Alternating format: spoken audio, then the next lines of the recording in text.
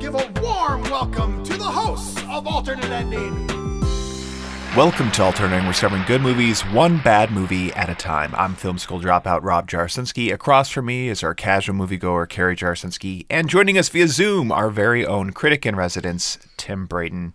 Big thanks hello. Yes, hello.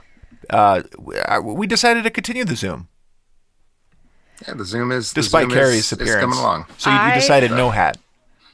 Me? Yeah. Oh, yeah. I had two. Tim poo-pooed both of them. Mm-hmm. I was going to go with this. I think it's not that he poo-pooed. He said it had to don't go put under. it over your headphones. You put the headphones on over the hat, not the other way around. And then I have this one. This one, I think, has to go over the headphone, I think. Yeah, I don't think you'd work it with the other way. Do you feel like I'm pulling it off, though? Yeah, I think we could just do without the hat. I think I'm on, at least if I'm being honest, maybe 3 days with this hair not being groomed properly. And I feel bad about it, but as the day wore on today, I was like, it's got to be tomorrow. I've got to push it off another day. These are the trials and tribulations that women everywhere go through. I know. Which is why thanks to our Patreon, Martha Sandler, we're covering our top 5 women directors. I know. Which I guess it's not certainly a happy coincidence, but sadly we also saw the passing of Ruth Bader Ginsburg, Supreme Court Justice Ruth Bader Ginsburg, champion of gender equality. Saw her pass last week. So almost a bit of a fitting kind of farewell to her as well too, and representing all of the change that she helped usher in by celebrating these female directors. And apparently also by directing movies. Is Yes. implication. Yes. All right.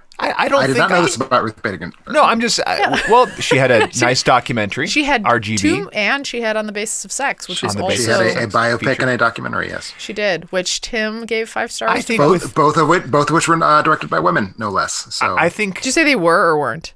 both of them were. it would have been really weird That for would have it been weird. not to have been. Who directed those? I No forget idea. who directed the documentary. They're not important filmmakers that I'm aware of. I think Mimi Leder directed the biopic. See, women are she's a directing name. now. We're just not, and that's important, but still not important enough to remember them by name. Not for Tim, no. Well, RBG is also a terrible movie. So I totally concerned with it. disagree with you on that. Thought it was very good. And I've said this to a few people, but you know how your screen time on your phone is like, sometimes mine can be very high. Lately, mine's like, you're down 97%. And I'm like, well, this is impressive. And I realized I had a moment to pause and I'm like, I think it's just that I don't want to look at my phone ever again until she's back. I think that's my plan. I just don't want to read anything. I don't want to know anything until she comes back. So that's my plan. That will take you a while. I know, but I'm still Most waiting. likely. So While you were celebrating- waiting, your hair did look. I know you're mentioning that your hair doesn't look good and hasn't looked for a few days. There was a day last week where your hair looked particularly good because you spent some time with it. Because Tim, we're a little famous now. I don't know if you read the journals. I don't know if I read some of the journals, but apparently not the right journals. So if it's the if free you were, one. if It's you're the free reading one the they give journals away at about the supermarket. local Madison commercials being shot, you would have found that the Jarsinski family will be appearing in an HVAC commercial. That's it. All right. Yeah, all right. Yeah. About a year ago, our furnace went out on us, and we decided to replace both the furnace and AC, thanks to All Comfort Services. Oh my gosh. Okay, now. Too much, too far. And All Comfort called us about a little over a week ago, and said, "Hey, you bought a HVAC system from us. How would you like to be in a commercial?" And I said, he said, "Abso-freaking-lutely." Rob's like, hey, you know what I should do? I should probably talk to my wife Nope. about that first. Signed off on it right away, and then also sent a link to our YouTube channel and said, "Hey, we actually like talking about movies. You've picked the perfect my people." God. Oh my God. I know. Oh Tim, my God. I You know. didn't do this. I know. We took Wednesday do off of this. work. We pulled the kids out of school, and a film crew from Minnesota came down, and we had a professional commercial shot, and there was some acting involved as well too. Carrie had to take the house being unseasonably cold, so she had to mock that it was wintertime. I had to be fair, Tim. To be fair, I had to do some really serious acting because they wanted me to pretend that my husband was really incompetent and, unable to manage any sort of fixes or problems that might go wrong in the house. And I was how will I do this is what I asked myself. But somehow I was able to represent that. I can't imagine what like sense memories you had to draw on to be able to find such an alien. It was really hard. We shot. What's interesting is the way they're shooting commercials now. Is we had to shoot 2 sets of scenes, one with masks and one without, in order to like the hopefulness that hopefully the mask experience will be something in our past by the time this commercial is ready. So it was certainly very hopeful. I hope we get to the point where we see the maskless version, but more or less we shot with masks for the purposes of the commercial to make people feel safe when All Comfort Services comes to visit. Stop saying it. I did, Tim, just because I assume anybody in film, I didn't tell Rob I did this, but just because I assume everybody that is in any sort of film would know you, I did try to just like casually drop your name a couple times to be like, maybe. Damn it. What is wrong with you two people? But like really subtly. I was just like, hey. Because everybody in film knows one another. I was like, have you heard of the premier animation reviewer of all time? Scholar of all time is what I said. And they were like, Carrie Jarosinski? I was like, no. No. But I think he was a little young. I think we were aged out a bit. They were young directors. I'd like to say that I was the star of the show, or even that our kids were the star of the show, but who ended up being the star was once they laid their eyes on our dog, Lucy. Of course. All bets are off. They wanted Lucy in every single shot.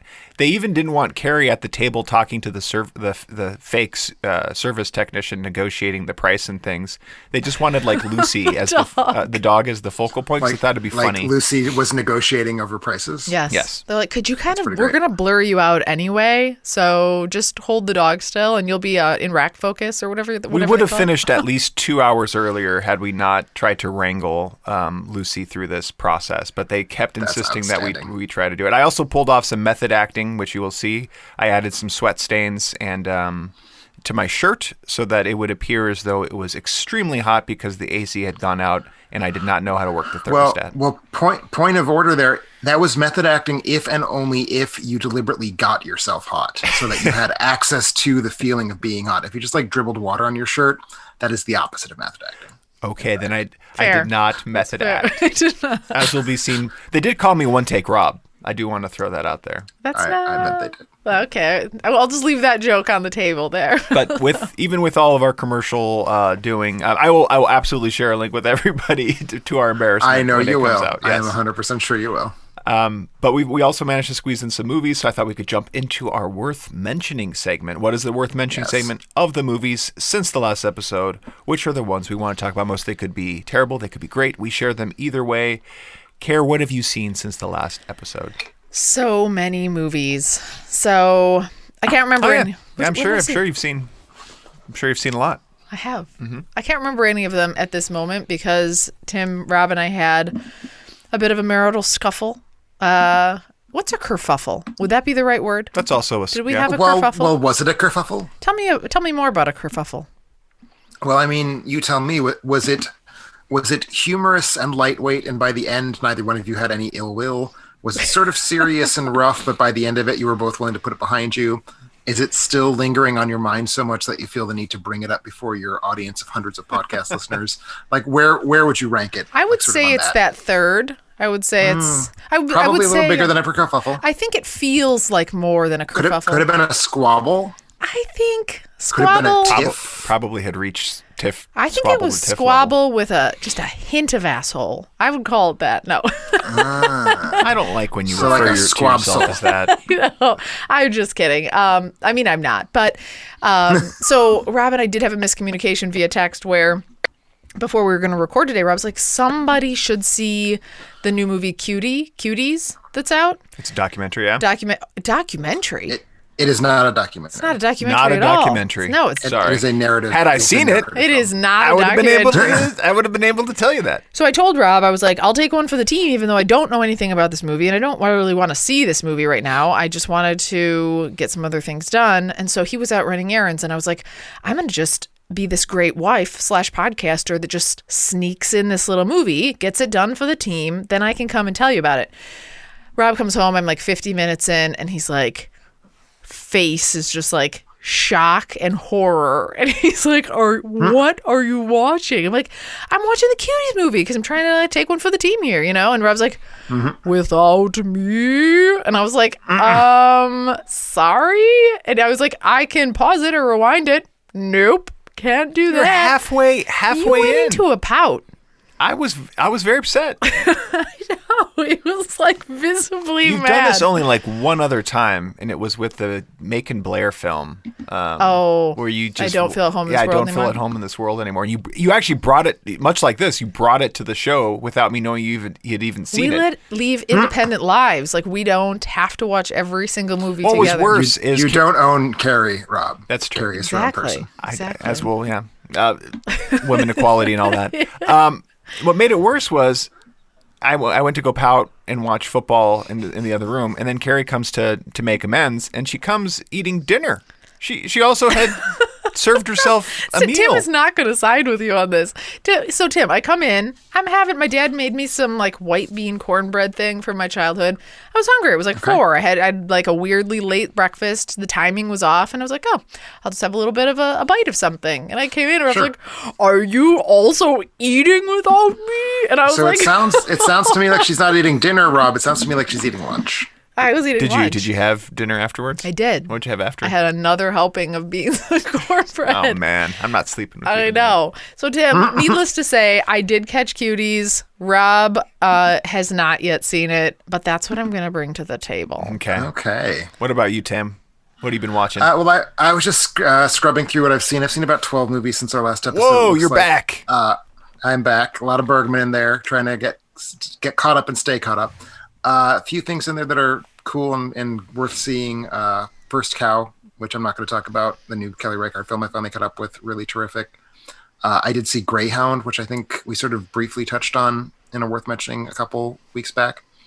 Also briefly saw I'm Thinking of Ending Things, which I thought was terrible. All of these are on the website. But the one I'm going to bring to the table for our worth mentioning segment is Antebellum, the new film about a horror film about slavery. I'm really interested in this because the trailer would have me believe that I would really like this movie. It seems the premise seems really good, so I'm curious on your thoughts on it when we get into it. I did read your review though, but I'm curious. How many stars did he give it? I didn't get to the We'll star have to part. wait. Yeah. I always skip to the stars. That's where you just go? Yeah. Oh. Always. Okay. Yeah. That tracks. I feel like this is about what I would have predicted. I like, do I want to read this? This is a particular episode which is hard for me to narrow down because I saw a bunch of films, each of which that I really enjoyed, so I could talk about any of these fondly, and that would be Unpregnant, which I haven't finished. We started watching it. Very enjoyable movie on HBO Max. It basically is like Rarely, Sometimes, Never, Always, the movie that premiered at Sundance about a girl going to have an abortion. Except this one is done from a comedy angle, so it ends up being like a Booksmart type You'd think journey, that, but I road didn't journey. think it was as funny as It's Booksmart. maybe and not as funny. So it needs more humor. But we didn't get to the end. So far, it needs more humor for me. But We also caught Mulan finally, oh yeah, we did. and I You can't say that on the air. I Rob. kind of enjoyed it. Don't tell anybody. I thought it was okay. Don't say it out loud. Okay. And then we also we saw this a couple weeks back, but now we can officially talk about it, and that's Spontaneous, directed by Brian Duffield, starring Kathryn Langford and Charlie Plummer. Available October 2nd. It also has the and gal drive-in. from Coyote Ugly. Yeah, Piper Perabo makes Yep. an appearance as a mom, which made me feel super old. Really old. Super old. And then the guy who's also plays like a really comedic actor. Yeah, I don't who have you that don't written down. remember. I don't can have tell that from your written down. face. I Yeah. did it on purpose. Thanks I knew for you that. weren't It's going gonna so know. smoothly until you started going down this rabbit hole. But really enjoyable movie, particularly given the situation that's going on with COVID.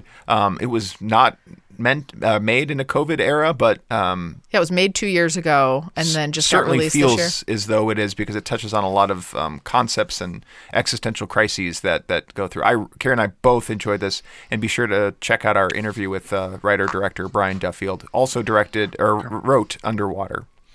Yeah. Oh, okay. Yeah. And It was then pretty cool. The movie that I will be bringing, I know I've just went on a long tangent there, but the movie I'm bringing is actually a Patreon movie, Travis Neely and The Conversation, which I had seen before in film school and had not seen for some time, and Carrie got to see for the first time. So excited for both of us to talk about that one. A lot of Coppola news going on. We got Sophia with her new movie. Which one does she have coming out? Wait, what? Sophia has a new movie coming out with Bill Murray, right? And Rashida Jones. This is news to me. I heard nothing about this. Yeah, could be I think it premiered at inaccurate. a New York Film Festival. Holy crap! Wow. And then the other Coppola news is that supposedly we're getting like a different cut of Godfather 3. Godfather 3. He's still messing around with that Godfather 3 trying to make it look good. Having after 40 years, having finally pinned down Apocalypse Now, yeah, he's moved on to Godfather Part 3. Always tinkering, that Coppola. All right, Kara. Yes. Oh. Well, go ahead. So you want me to go through cuties, right? I want to know. So the reason why I was urging both Tim, Carrie, to join me in this cuties world is it's all over the place. The internet has taken over cuties. Yeah. Mainly the big hubbub. Even though this was at Sundance, Care. Yeah. We didn't have it was premiering after we had left, so we didn't have a chance to see it. It premiered in France. Oh, sure. Premiered in France, but also showed at Went Sundance. Really well in France. I'll lead off with that. I hadn't heard anything until it didn't get any 2 weeks negative ago. reviews from that. So this is directed and written by Maimouna Dalcour. Sure. Yes. We'll say that's close enough. That would probably Google her name. I'm gonna be really honest with you, like I always am. Finished the movie. It was a hard watch. And then Rob was like, there's some controversy around it. And I thought to myself, I don't actually want to read anything because I just want to go in pure. Like, what could be I don't want to know what the controversy is. Just what did I think of the movie? And then I just went to IMDb because I was just looking for a couple names. And I was like, a 2.7 on IMDb right now? And I'm like, I got to read one review. Is it really 2.7? It's 2.7 right now. Man. It's not a 2.7 movie. But of course not. People are mad, and I'll tell you a little bit about why, but I'm not going to go into it too much. But let me first back up to tell you what it centers around. So the story centers around this 11-year-old girl. She's Senegalese/French. She lives in France, in Paris. She's being brought up in this very conservative Muslim family. She lives with her grandma, she lives with her mom and her 2 brothers. And her dad is away. And you find out early on that he has intent to marry another woman, but like is bringing her home. Like, we're going to just all do this together. Her mother is very distraught by this, but you see it sort of unravel of, this is again, first 15 minutes. You see it unravel of like her acceptance of it while still being very upset. Like, she just kind of has to accept it. So this daughter, I think her name's Amy. I'm just looking back. I think her name's Amy. She becomes fascinated with this wild child neighbor. She's also a dork, like a dorky, like you are when you're 11. Everybody's a dork. She goes out, she sees her. She has this group of friends at school who are also rebellious, and she wants nothing more than to be friends with this group. They're rough around the edges, and they're at a very, and this is where I think the controversy comes in, they are doing things as a part of their group, how do I say this, that are sexualized, but not sex, if that makes sense. Like, they're dancing really provocatively, and they're trying to like do all this stuff. So she's starting to get in trouble at school. She's starting to get in trouble with her parents. Like, all of these things are, like unraveling in her life. And it ends up just being the story of her and how she like deals with the teen drama of it all. So you mentioned that's actually not the that is not the controversy. Oh, that's exactly the controversy. Well, the controversy, because again, this movie has been around and out and seen and had nothing. Talks spoke like there was no bad press about this, and then what my understanding is what's sparked the controversy was Netflix purchased this and then put a marketing campaign together, right? And the marketing campaign was honed in on that like sexualized piece. Because yes. I think my understanding is the movie doesn't There's this- endorse this. That's the thing. That's where I was Right. like, okay, I didn't even watch the preview. Like, Right. I didn't watch anything about this, so I didn't know. I didn't feel that way at all. Here's how I'll tell you exactly how I felt watching this. I thought, and you guys will both identify with this, I felt like I was watching The Florida Project 5 years later. That's the exact feeling, that sort of like visceral, like, oh, I hope this doesn't happen to my kids. Like, I hope they don't go the wrong path. Like, but kids are sort of running wild and free, and there's no supervision. And as a viewer, for me, that was really hard to watch with The Florida Project, where I'm like, rein these kids in. That's how I felt, only these kids are now 11. And it sort of even feels the same tone of Florida Project a little bit. I didn't hate it. I felt stressed the entire time. It's that like stressed viewing experience that I'm like, oh, thank God it's over. But I thought it was a very well done movie, to be totally honest. So I don't know. I'm going to be curious what you guys think about it. It's hard to watch, but it always stays isolated to what this group is doing. It doesn't like carry over into other people in the school and whatever. So it's just like their own mischief. Yeah, and I think Netflix so dropped you would the ball. Oh, go ahead. Yeah, Netflix, clearly the marketing, I think, was provocative in ways it shouldn't have been. But I'm hearing you recommend that we should go out and see this then. I do. I think that you guys would like it. There's one thing in there that I see where at the end it's sort of like it's provocative. It's a dance routine that they're doing in front of the public, and it's provocative, but again, it didn't feel so over the top to me that it warranted all of this negative.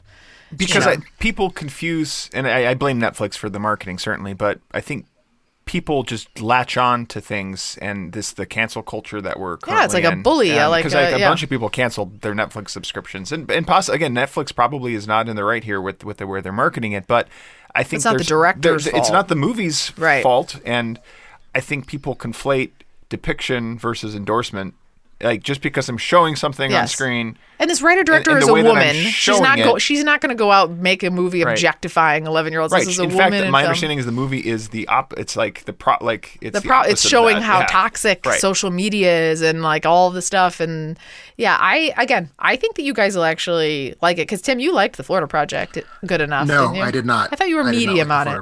I faked a positive review of it because I didn't want to have a rotten, but I actually disliked The Florida Project. I appreciate your honesty. You're going to think it feels like that. I'm going to be curious if you do. But I honestly, my intent is not to see it because I've been hearing it compared to The Florida Project. It's like, I don't like that movie. I thought this was going to be the hottest take ever. I swear to you, I have not read one thing that talked about The Florida Project. So Actually, when you were describing it, I was thinking Florida Project meets 13. But you mean 11th, 8th grade? You mean? No. What's 13? 13 is a coming movie of age kind of. Okay. Girl gets in with the wrong group. It's that. Girl. It is that. Interesting. Well, so yeah. Maybe I'll Kat. It's like I've completely lost interest in seeing it now that you've seen it with me. Oh, great! I thought I did a great job describing it. I wanted to experience this movie with you. You know what? And Too your bad. beans. And the beans. Yeah, you're going to experience the beans later. Maybe you should watch the movie with your daughters. Yeah. Yes. Oh my gosh. Yeah. Minions. This is why you're not getting a phone, is what I'm going to tell them, essentially. So. All right, Tim. So you saw Annabelle. So excited. I want to know about this. So I saw Antebellum. I will have to tread carefully. It's still fairly new. It came out about a week and a half ago. This is a film that has come to us. So it says from the producers of Get Out and Us. That's a little bit of chicanery. It's really from one producer of Get Out and Us and one executive producer. Jordan Peele has nothing to do with this movie, which is clearly what they want you to think when they put that in the ad campaign. It is, however, a Get Out knockoff. Bleh. So definitely in that same sort of like horror being used to plumb America's history of racism. The amount of plot I will talk about is that it opens during the Civil War. We see a group of slaves sort of in the fields. One particular slave named Eden has just been recaptured after running away. Eden is played by Janelle Monáe. And there's not really like a narrative through line for this first part of the movie. It's about a third of it, like it breaks into fairly even thirds. We just kind of see life on the plantation, the life of a slave, and all the different ways that they're abused and degraded, and sort of violence is visited upon them by the white overseers. And it's pretty hard stuff, obviously. I have questions about whether the movie earns it. I think that the movie is sort of not quite sure tonally whether it's just a kitschy, gaudy horror movie, whether it's a serious study of history. And that's not a thing to be uncertain about when you're dealing with such charged material as this, but this is maybe. About a third of the way through the movie, we hear a cell phone ring, and then all of a sudden we cut and we're now in the 21st century. We heard the cell phone ringing as sort of like a sound bridge to bring us into the 21st century. Janelle Monáe is now playing a character named Veronica, who is a public speaker, a popular sociologist writing about critical race theory, basically, like very much, if you're familiar with How to Be an Anti-Racist or White Fragility, the books that are sort of out in the world right now, like that's kind of what she does, like that's her life's work. And she's giving a seminar in the American South. And as she's preparing to travel to give the seminar, she gets a Zoom call or a Skype call from a woman named Elizabeth, played by Jenna Malone, who has this sort of very weird, creepy, passive-aggressive way of sort of trying to make her feel very bad about being a Black woman who's had success and who's had, all this prominence in the culture. And the film is sort of juggling with questions of, okay, so how does a woman like Veronica live in the world? Like, what are the things that sort of befall her that are similar to or different from the things that would befall a character like Eden, a slave during the Civil War? And in particular, the film sort of plays around with how are we going to tie these two things together. They're both played by Janelle Monáe, so clearly there's going to be some way in which these narratives intersect. That is as far as I feel comfortable talking about the plot, because it is twisty. What I will say, I think the twist is extraordinarily bad. And both tasteless in its own right, and it also sort of makes a hash of the plot up to that point. Like, based on what the twist implies about the narrative, it's really, really hard to understand how anything in the first third of the movie functions. Like, it becomes like very much a twist for a twist's sake. And even without that, I just was not very impressed. I think that it's very badly written. I think that, so the filmmakers who made this, first time feature directors, they go professionally by Bush plus Renz. Their names are, I'm just pulling that up right now so I can give you their actual full names, Gerard Bush and Christopher Renz. They are a directing team that has specialized in marketing campaigns for social justice causes. And this feels like a film that was made by people who specialize in marketing campaigns. It's very slick. It's very like unsubtle. There's no arguments being made. It's basically just like telling you its thoughts and like expecting that you're going to agree with them. It's very clunky, very, very crude filmmaking, I think. The characters just feel very inauthentic and very much like they're there because they need to sort of fill a role in the narrative. So like I was already not happy with this thing. And then the twist just completely Did you know the twist? Did you know it was coming? I knew a twist was coming. And you kind of figure it out just because you're like, well, they're not going to cast Janelle Monáe as these two characters without doing something with it. Yeah. So you know something is going to twist. I kind of figured out what the twist was because it's the twist that's obvious. Let's put it that way. Like, if you think you know where the film is going, you're right. Did you know the twist in Us? Did you know the twist there? I did not. I didn't either. That was so good. That was good. I didn't know that. That was a good twist. Yeah. Yes. No, that's the thing. Us is an excellent movie. Antebellum is a terrible movie. That's really too bad. That's disappointing, yeah. Well, when you pretend that Jordan Peele is making your movie, but he's not. The ad people got me then because the trailer had me hopeful that I was getting an Us type of movie. The trailer suggests a better and more interesting film. Yeah, I thought she was going to go from like her present time, and the horror part is like she's thrown into this. That's what I thought from the trailer as well.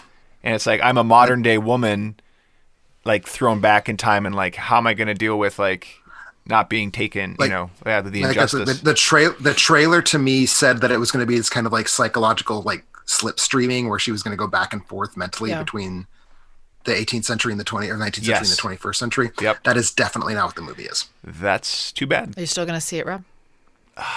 I think You I'll want wait. to. No, I'm not going to pay 20. Did you? It's pay not a $20? $20. I found it.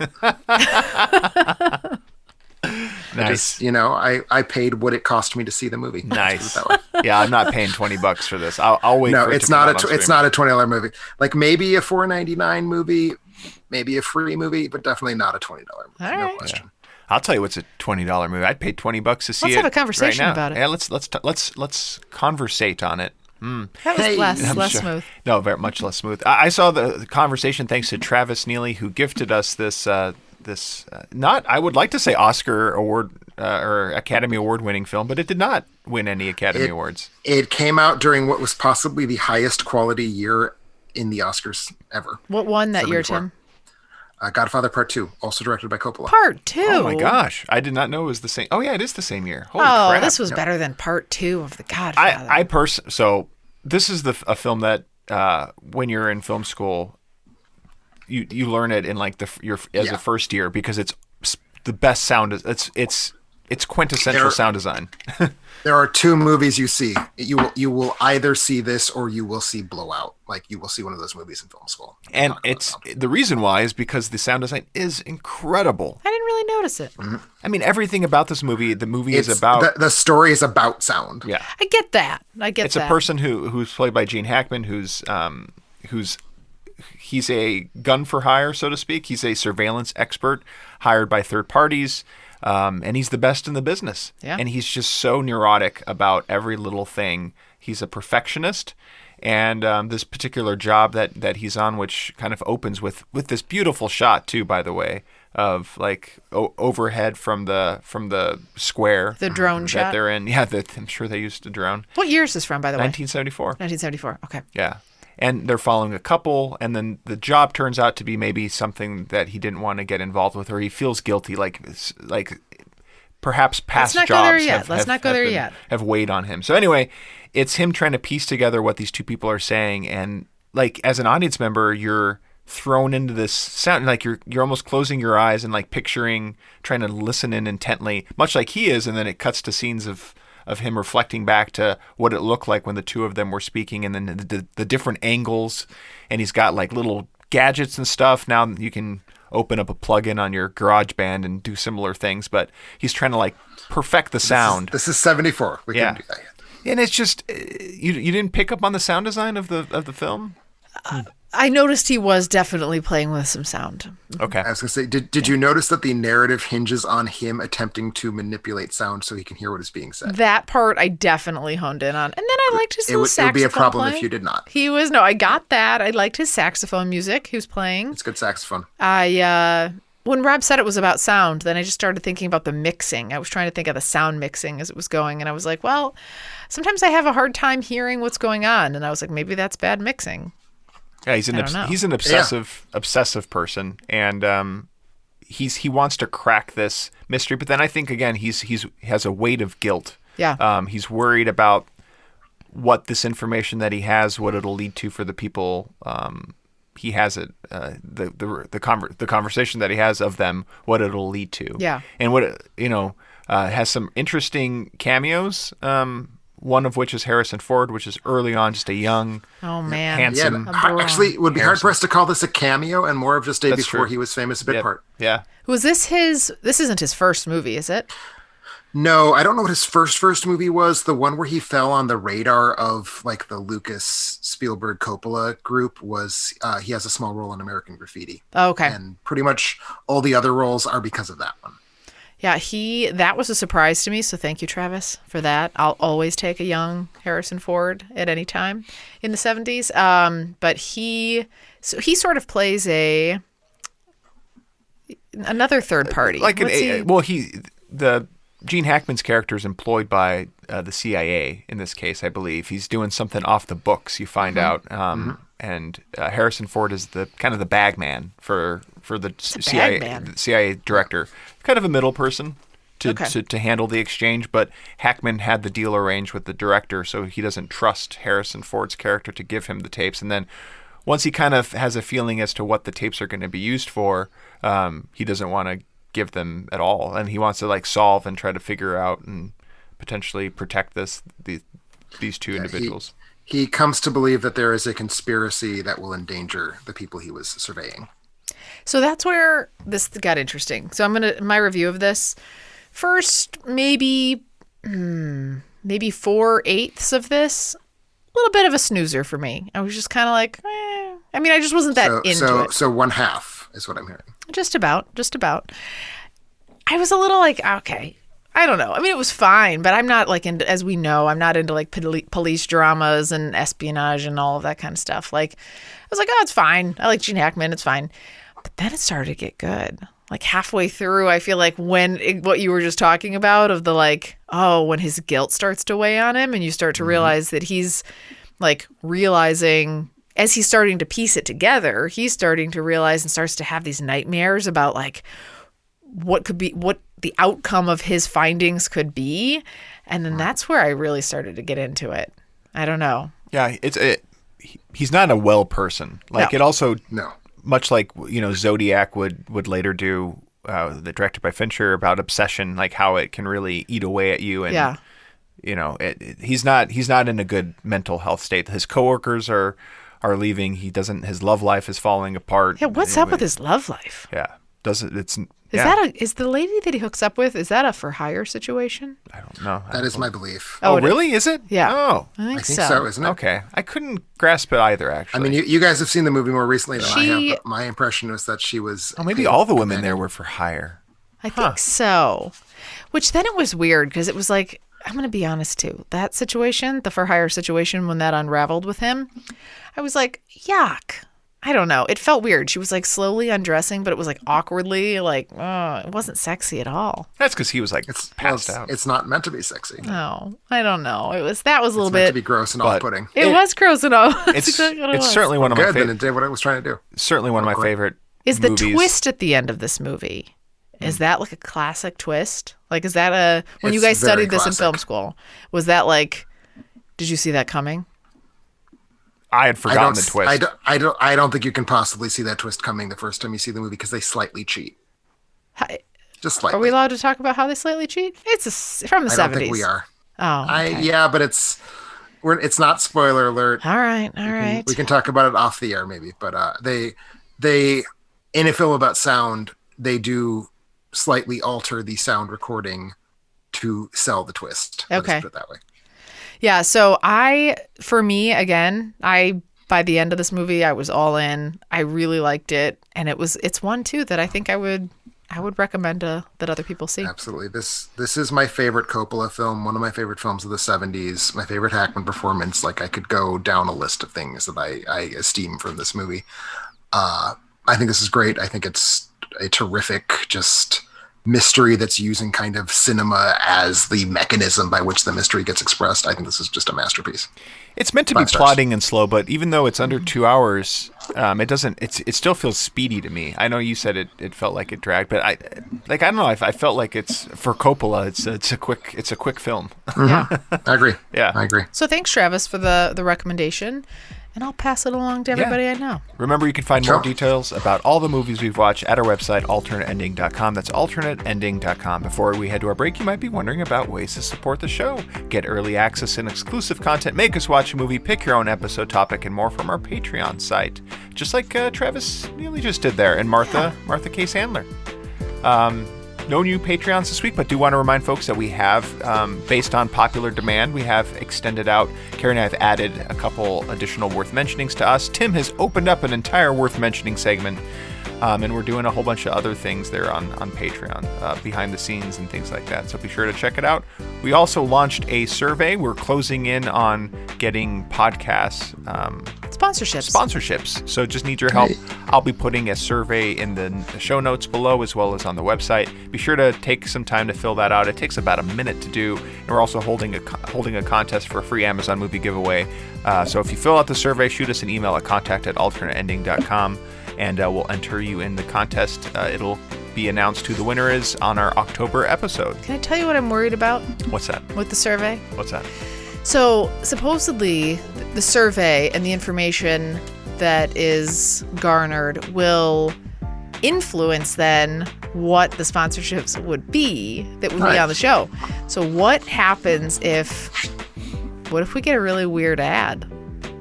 Like, what if our ads and sponsorships are weird because of the outcomes of it? Like, my mom filled it out, you know? Well, as long as other people than your mom fill it out, that should be fine. I don't know. Here's my hope. My hope is that we do, I forget what the terminology is in the industry, but like not like just recorded ads, but ads where we read them out loud, because then we can have fun with it and we can banter. Absolutely. Yeah, I want to talk about MeUndies and I was gonna say, I really want us to have to like discuss adult diapers. Yeah, I just really want to. That's what I hope for. I really want a free Casper. Do they give you free Casper mattresses? No, they don't. No, they sure don't. Why am I even doing this then? I don't know. Like, because you want to extract an extra 10 cents per episode. I think it could be Blue Apron. It could be MeUndies. It could be so many different things. Can I be honest though? It's not the financial aspect for me. For me, like having sponsors makes you feel like you've reached an actual level. We should have actually done this like 2+ years ago, but we just kind of, we're creatures of habit. Yeah. So totally. We'll see where we end up, and we'll see what you're into soon enough. Hopefully some real kinky shit. We can see what people are into by checking out their Amazon purchases. I want to thank our listeners who support the show and make their Amazon purchases through our site. Doing it is easy. Just go to our website, alternateending.com, click on our Amazon banner, and seamlessly go about your purchases. All proceeds go to making our show better. Someone had a birthday. Got a $50 gift card, Amazon gift card, and a birthday cupcake tin. Oh, happy birthday. Happy birthday. Hope you enjoy your tin one. cupcake, and hopefully there were real cupcakes to go with it. You know what? Take that $50. What do you go do? right back to Amazon, click through the banner, spend your money there. Please don't do that. And I'll read it on the air. Yeah. Also had some Audible ebook or audiobooks purchased, disproving Christianity and other secular writings, 2nd edition revised. Oh, okay. Beauty and grooming, a diffuser love 200 milliliters essential oil diffuser, ultrasonic remote control, yellow wood grain aroma. Oh, I thought this was going a sexual route. No, it's not. No. Aroma diffuser. What about a yellow wood grain? My mother's yellow wood grain would just be like, as opposed to, I guess, brown wood grain. Yeah. But my mother, one of her quarantine hobbies that she's picked up is playing around with diffusion oils. So apparently she's in good company. So you just said something weird about Tim's mom's purchase. I just thought it was going like some sort of lube route. Oh, no. Yeah. That's also Tim's mom's purchase. Books and textbooks, Royal Flash from the Flashman Papers. We had the Postmodern Condition Report on Knowledge. The Devil's Candy, The Anatomy of a Hollywood Fiasco. Oh, that was where were we talking about? In some comment section, we were just talking about that book not very long ago. I wonder if somebody was inspired to hunt it down. Oh, very nice. And then the making of the Bonfire of the Vanities. Oh, yeah, we were talking on our last episode, like bottom movies of the 90s. Oh yeah. Okay. The whole book is about the bonfire or bonfires of the Vanities. It's about the clusterfuck that was adapting that book into that movie. Huh. I'm interested in that. Books and textbooks as well, Of Orcas and Men, What Killer Whales Can Teach Us. Also heard there's a good octopus movie out there as well too, where a man 20,000 Leagues Under the Sea. No, documentary film about a man who befriends an octopus and what the octopus teaches the man. You've heard about this, Tim? I've heard about it. Yeah. It seems cute. Yeah. It's the smartest mollusk. Octopus is. It? Mm-hmm. It'll get you off Octopodes calamari. Are apparently one of the other animals that may be as smart or smarter than humans. Wow. And you're eating them sometimes. I do not. In particular, I think they're one of the few animals that we know recognize their own reflection. Oh, wow. That's cool. Now I kind of want to see that document. I'm trying to remember what the movie is, and maybe we'll catch it for the next worth mentioning. In the meantime, cell phones and accessories, spec product case for your Apple phone. Carrie and I just got actually some screen guards for it. So one of our neighbor's friends left their phone on top of their car and drove off. And they brought back the phone. More than a protector for that. Well, it came back and was it looked shattered. Completely crushed. Like the front of it was just completely crushed. And I was just like, oh my gosh, like it's stressful. Just like throw it away. And they like peeled it off, and it was like, no, the cover protected this whole thing. Just the alpha got ran glass. Over like 100 times. Yeah, it's very impressive. So I have to get ours. that because you got me that cheapo case for my birthday That's that will break immediately if I drop it. So we also had some Cat 8 Ethernet cable, heavy duty, USB-C to Ethernet adapter, probably for that cable. Had a COW gate belt That's a cow. Metal buckle. It's a cow, Rob. Oh no, this is a walking and standing assist aid for a caregiver nurse therapist. Very nice. Oh. Some more Okay. some essential oils, a three pack of Tim's them. mom. Yeah. A pillow Are you top going to make fitted. more sexual comments about my mother, Yeah. Rob? Oh, sorry. Also had a full mattress pad purchased. We need to get one because it's got a lot of heat to it. We need like to add a. You know what? You know who I'll bet about the mattress pad? What's that? I'll bet it was your mom, Rob, because she's had so much sex with strangers that she's worn a hole in her existing mattress pad. That's what I bet.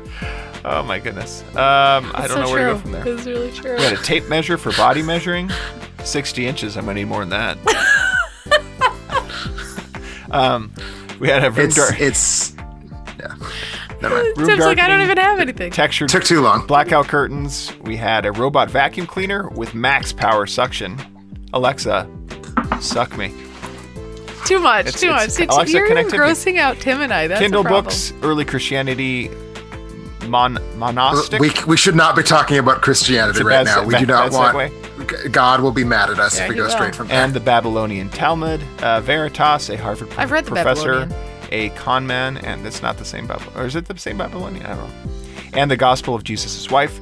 We had Treasure House of Mysteries. Who was Jesus' wife? I think her name was Sandra.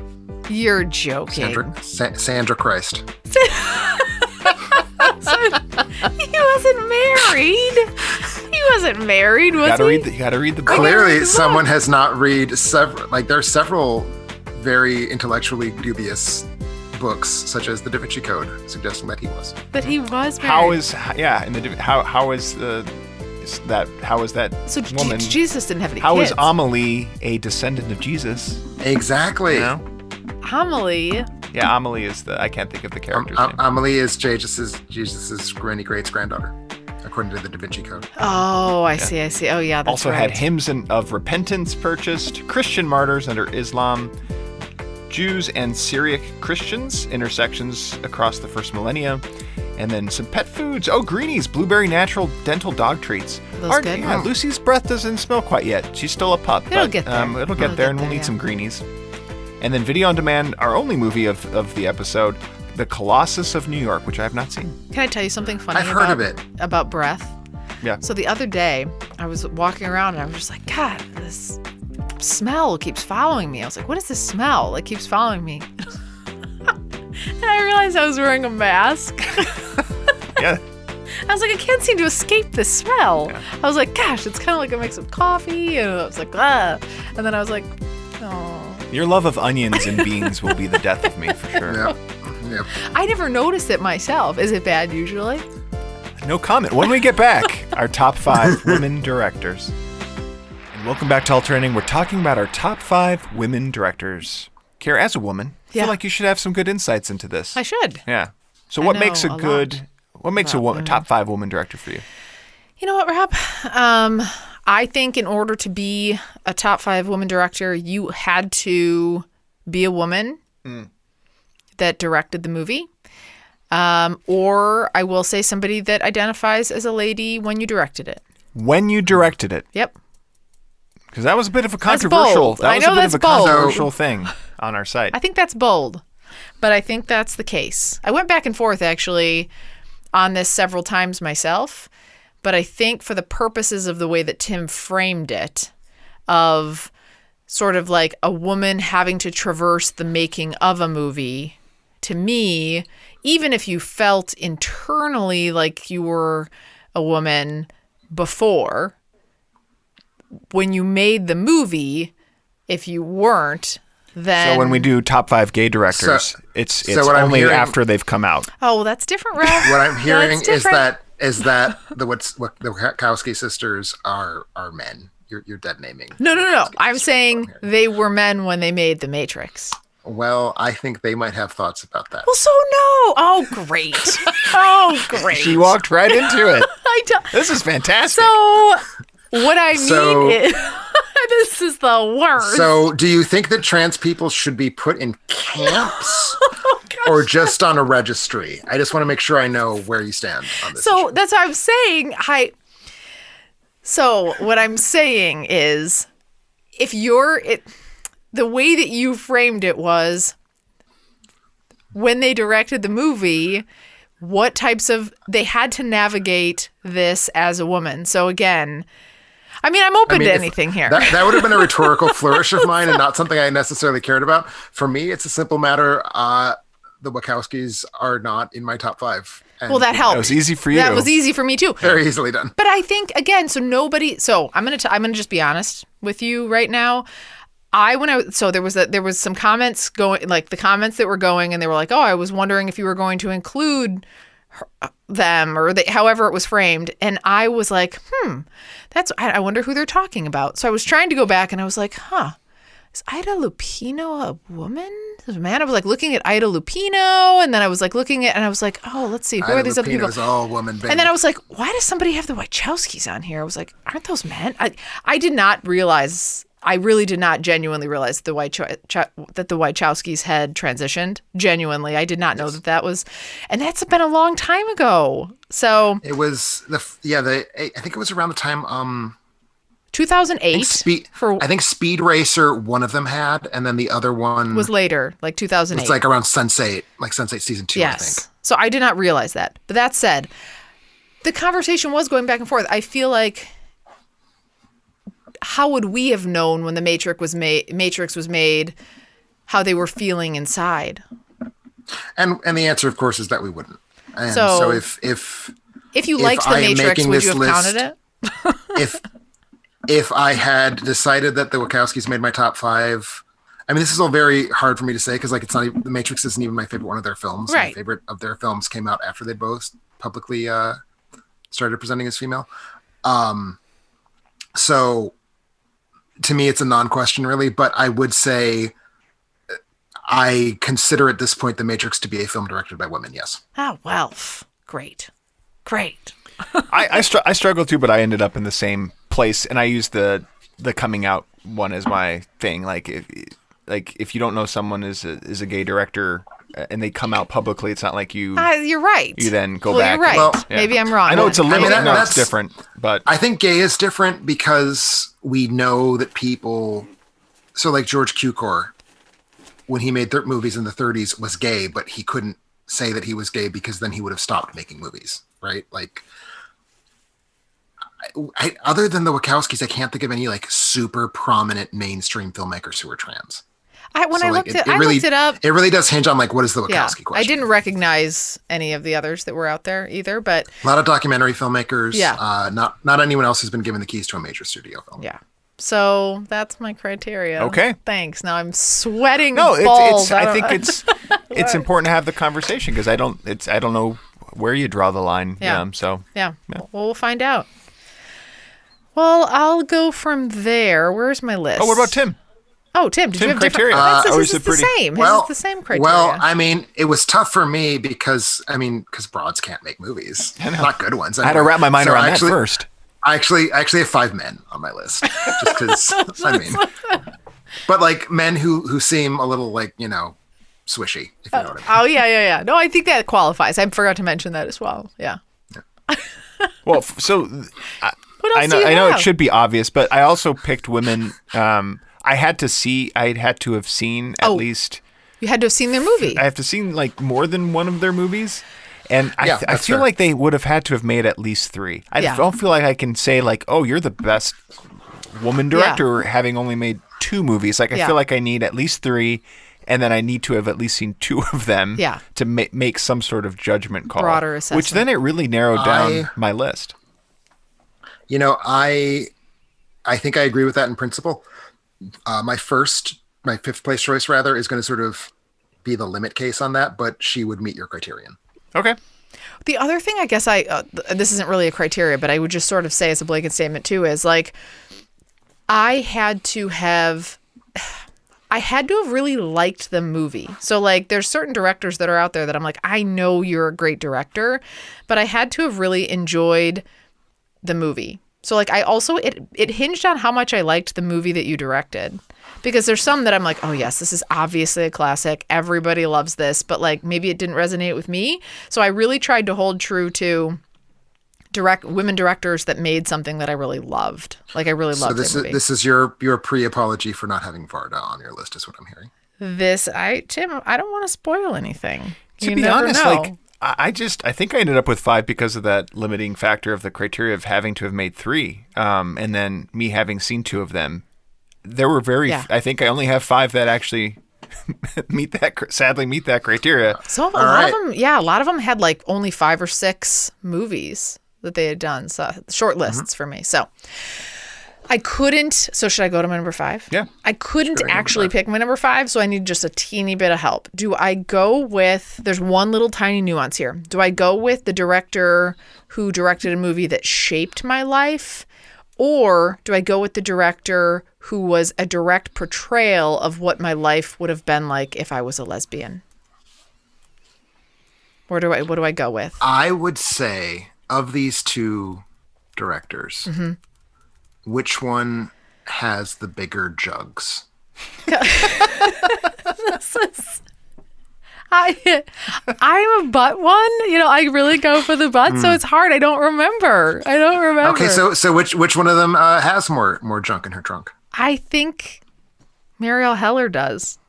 I think she does. I think go with the one who had more of an influence on your own personal life. I guess I'll go with Marielle Heller, who did A Beautiful Day in the Neighborhood. What else has she done? That's this. I didn't say I had to have more than one movie. That wasn't one of my criteria. Okay. It was that or Olivia Wilde.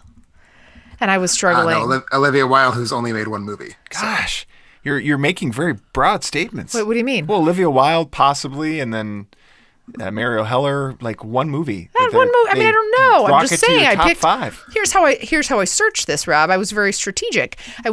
I sorted my letterboxd 5-star, and I went through every single movie and was like, oh, where does a lady show up? How can you qualify the best director of anything or best of anything with only like a sample size of 1? Hey, Rob, maybe when you don't have as much opportunity, you don't have as many opportunities to put a movie out there. Okay.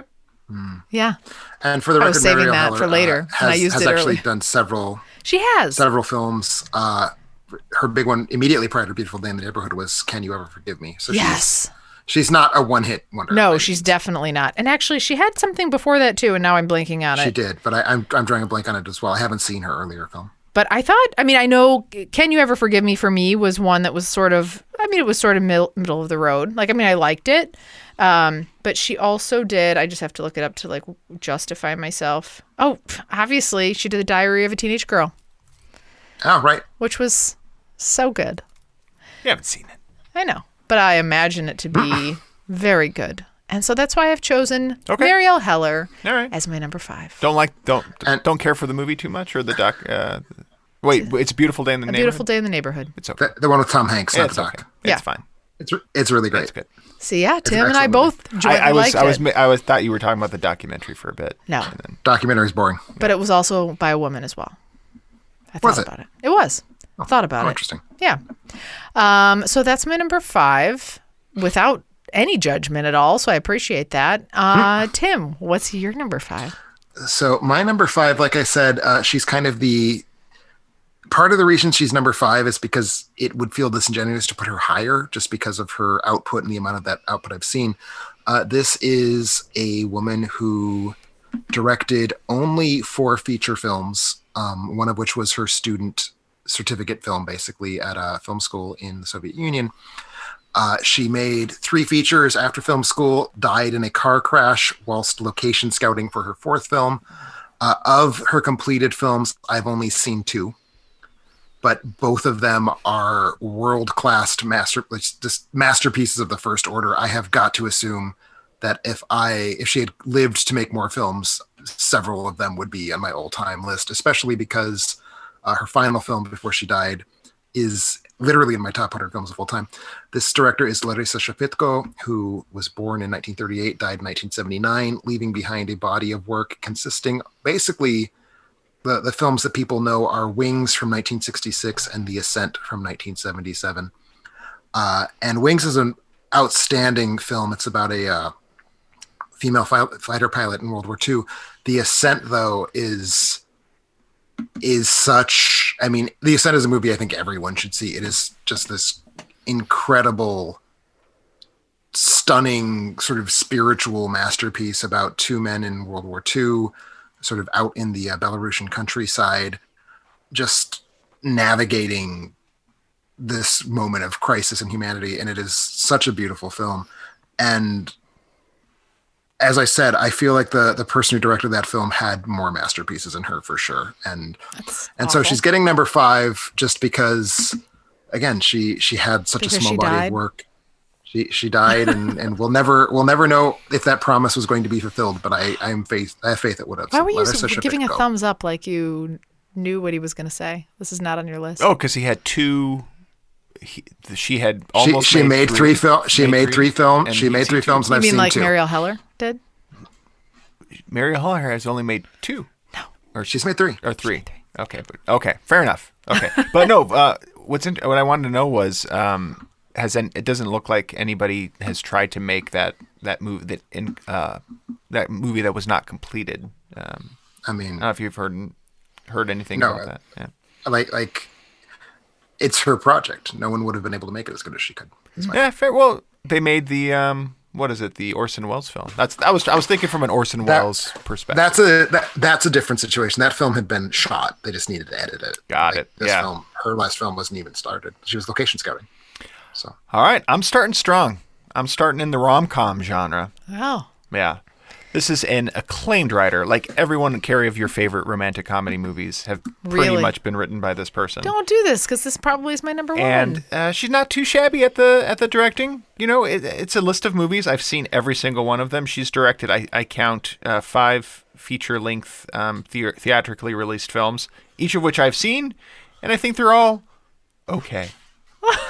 And that is Nancy Meyers. I don't even know who that is. Prefer her writing to her directing, but competent director. What does she do? What 5 movies? The Parent Trap, which the girls love with the Lindsay Lohan. Nah. What Women Want with Mel Gibson. Probably my your favorite Mel Gibson. No, out of the Nancy Meyers movies, Something's Gotta Give, The Holiday, and It's Complicated. The good news is, Rob, Tim and our picks so far are better than yours. I mean, Something's Gotta Give is cute. Yeah. I don't know. It's definitely not as good as A Beautiful Day in the Neighborhood. But she's written. Oh, it's not. No, I agree. Every one of your favorite rom-coms, have been written by Nancy Meyers. Those are too cheesy for me. Too cheesy. A little too cheesy. Yeah. Well, as he's pointing out, she's a better writer than director, and I do think that's true. Yeah. And I'm with Tim. My favorite out of the Nancy Meyers series is Something's Gotta Give. It's the one that I would go back to. Although I do have some of What Women Want. I'm a fan. I saw that in theaters and thought it was Something's Gotta Give, Diane Keaton and Jack Nicholson. Jack Nicholson, yeah. Very good. Very impressed. Thanks, Rob. So that's where I'm starting. It's gonna do better from there. Right. But honestly, these were the 5 that met my criteria. I need to do a Tim and do 52 watch 52 films by women this year or something next year or something to catch up. Yeah, I liked when you did that, Tim. That was nice. I liked that. Did you make it? You made it through all 52. Yeah, it was. I did. I made it to one of my stretch goals as well, but not to my other stretch goal. So. Okay. Well, I'm going to roll in with something that breaks Rob's criteria again, but I don't care. So, but they're his criteria, not yours. Exactly. So. And this movie. And is he a woman? No. So you win. But in all disputes, Tim, you win. I mean, he's that cusp that you were talking about earlier. The squishy. The squishy. So Rob loved this movie. I love this movie. This representation of how she portrayed a family is, I think, one of the best representations of the interactions and the emotions that come with the love and adoration that a family can only have for its matriarch, which is the movie The Farewell, which is directed by Lulu Wang. It's actually Lulu Wang, I think. I think it is, yeah. It's Lulu Wang. So anyway, fantastic movie. The Farewell had me... I think we talked about this before last year where I was like, I put it off because I was worried I wasn't going to be able to make it through. And I ended up finally, after a year, a little less than a year of being like, I got to face this movie. I got to see it. I got to watch it. And I remember just feeling like you really encapsulated everything I wanted you to in terms of family dynamic. And I loved The Farewell. I thought it was so good that it had Awkwafina and it had her whole family as they're going out to pretend that there is a wedding so that they can get the family together because they think that their grandmother is doesn't have long. And so they create a fake wedding to get everybody together so that they can see her again. And I loved her. I loved that movie. I loved the way it was shot. I loved everything about it. You loved her other works, the other movies that you've seen of hers? I did. Mm-hmm. Yeah. I liked the Buzz Off. She did that one. If this was like top 5 up and coming women directors, like maybe I'd have Lulu on here. Who was your first one? I can't even remember already. Nancy Meyers. Nancy Meyers. Yes. That's right. I've forgotten. Sorry. Yeah. She's only directed 5 movies, maybe written like 50. In the last, has it been like 15 years since her last one? No, she's got one in the coming up soon. Right. You know what she just did? What'd she do? Father of the Bride Part 3 on Netflix. Oh. The reunion. Oh. Yeah. No Yeah. fucking way. Yeah. Oh God. No, Sorry. it's Father of the Bride 3-ish because it's not really it's all over Zoom. It's what everybody's doing right now because they can't do new content. Everybody's It's the doing reunion. 3-ish. Yeah. No, it's the reunion specials. All right. You win. Nancy's is the best.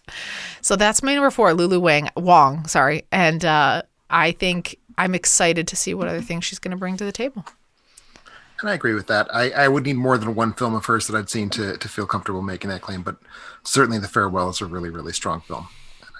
I'm certainly eager to see where she goes. Thanks, Tim. Thanks. What do you have for your number 4? So my number 4 gets us to the first, but certainly not last, French-speaking director on my list, because as it turns out, the French film industry, whatever else France might have as sort of institutional sexism going on, relatively kind to women directors, especially first-time women directors. This, however, is not a French filmmaker, merely a French-speaking Belgian filmmaker, and I'm referring to the great Chantal Akerman, who... her body of work consists of these really fascinating personal documents that sort of express her place in life and her emotional state through these kind of journal style films or through these kind of montage-y films. That being said, her best known work, and I think almost certainly her best film, is this massive epic of the life of a housewife, Jeanne DIELMAN, and I'm not going to try to pronounce the full title in French, but it's Please do. I'm not going to. It's Jeanne DIELMAN, et cetera, which is a 3.5-hour movie in which we watch Jeanne DIELMAN just basically go through 3 consecutive days of her life, just being a housekeeper and cooking and going and doing the shopping, and it becomes this just insane epic about this very quotidian woman's life, and the fact that it is this 3.5-hour movie, the fact that it is like so minutely detailed about such totally unremarkable events is kind of part of the statement that the film is making, that like the daily life of a woman who doesn't really do anything other than just like keep house is the stuff of epic filmmaking. And the film is an outright masterpiece. It's not her only outright masterpiece either. She made this amazing, amazing film. So that film's from 1975. In 1974, she made a film called Je tu, il, elle. I, you, he, she is the translation of that, which is about a young woman played by Chantal Akerman, who's just trying to like muddle her way through like life and sex, done in this very, very rough, like artless documentary style. So those are sort of the 2 great masterpiece, like see these first. Je tu, il, elle is certainly much the shorter film. It's only 80 something minutes long, but Akerman is, she's just this really very beautiful poet of like daily life, I would say. And she's a very, very pronounced feminist, like more so than I think any other filmmaker I have on my list. Her films are feminist films, like just sort of the way they exist and the way that they construct when you images say that, feel though, like inherently. So how is it a feminist film? It's saying, is it a negative portrayal of the way that she's living? Well, no, it's so like in the case of Jeanne DIELMAN, it's sort of like the images we're seeing would not have been made by a male filmmaker. Like you literally cannot fathom what a male perspective on the story would be, because a man most likely would not have conceived of this story. Sure. So like that kind of thing, like just like the way that the camera enters the space, like privileges this woman's life so much that it sort of inherently becomes this very, very like female focused storytelling. If you want a modern day version, I'll just attach a GoPro to myself and show you how our house is kept. That sounds very exciting, and I think you should, as long as it's 3.5 hours long. I will tell you that Rob does this all the time, and I don't know if he knows that he does it, but he does it all the time. Rob is a very, very 50-50 spouse, maybe like 45, 55. In which direction? I won't say. I won't say. But Rob does it all. But whatever. So, but I will say that more often than not, like maybe once a month, I would say it comes up that Rob's like, oh, I know this lady who just feels obligated to just do it all. You know, she does the cooking, the cleaning, the kids. She does it all. Like, weird. You know, isn't that? Yeah. While I don't wish to live in that time, it must have been nice. Rob's like, oh, must have been nice. Sweet. He's like, oh, these guys that have it, that would be like the worst. You know, I mean, who could live like that? But you say it frequently enough that I know you think about it.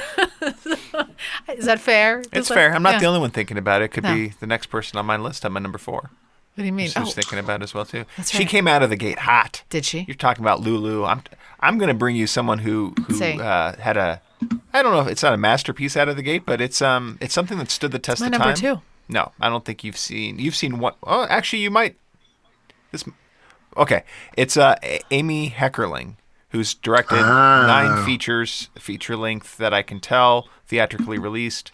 I've seen 6 of them, so I'm very familiar with her body of work. But she came out of the gate with Fast Times at Ridgemont High. You know, I haven't seen that. I know, and it's super edgy, I think, for the time. I mean, it deals with it's not vignettes, but it follows students at a high school going through various different coming of age type things. One of which is Jennifer Jason Leigh getting pregnant and then going for an abortion.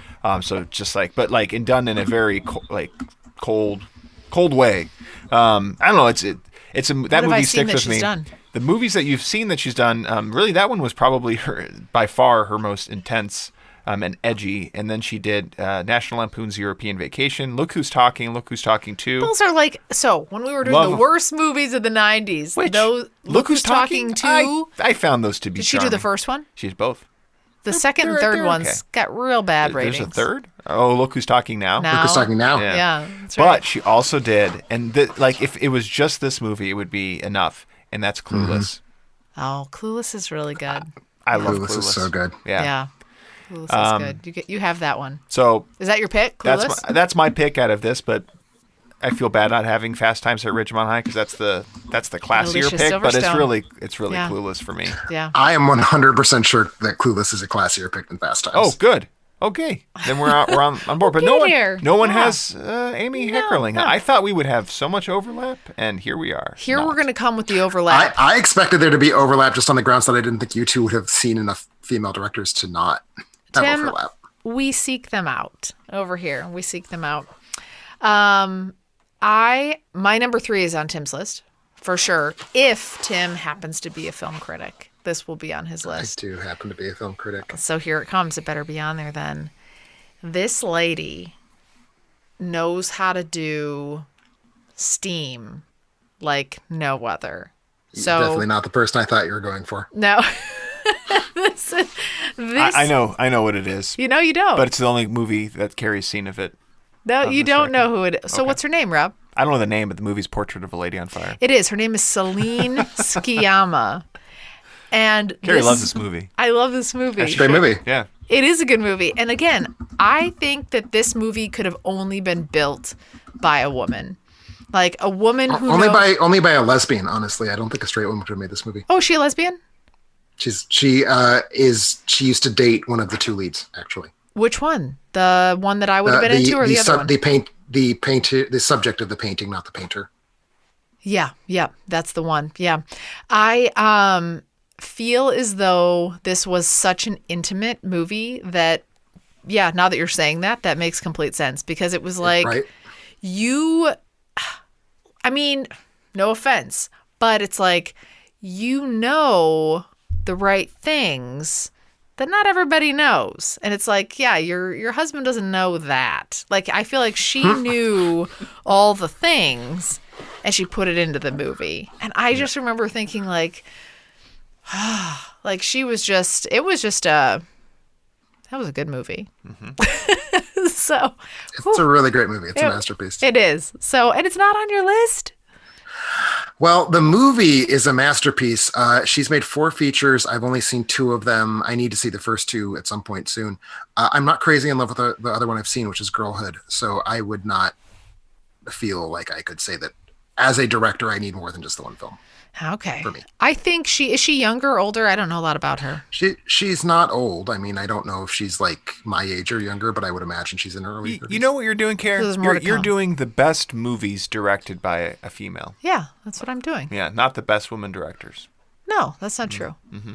That's not true. That's what you're doing. I set this up, was very honest in the beginning, and I said I wanted to make sure it was a movie I loved. Because it would be ridiculous if I put on, like, I went in here and I was like, I'd like to have Mary Harron on here. Like, I didn't love American Psycho like you did, Rob. Right. So I didn't put her on here. Sure. But she's probably a great director. Okay. So I loved this movie, and that's why I picked her. I think what I'm hearing is that Carrie has not seen 2 films by any woman director. That's what I'm trying to say. Yes. and that being the case, this is an appropriate way to build this list, I would say. See? So that's how I have it. I want to see more from Céline every day. I guess I'm angry because you're picking really talented directors who, in time, I will be able to possibly say this about them. Do you feel defensive because my list is better? Is that what it is? It has. It has better directors on it thus far, but I can't confidently say it because they don't have a big enough body of work that I've seen. All right. Well, you don't have to be self-conscious. See, what's great is that my list both has better directors than Rob's and also better masterpiece level films than Carrie's. So, like, I get the best of both worlds. Yes, you do. I've actually seen. There are several women directors whose careers I have sought out more of their stuff because I was so impressed by what I've seen. One perfect example of that being the director at my number 3, who was one of the first people I ever did a full director retrospective on my blog. Many, many long years ago, back in 2009, I believe, I did a retrospective of the New Zealand Australian film director Jane Campion, whose career is just full of fascinating, thorny, difficult films that I absolutely treasure.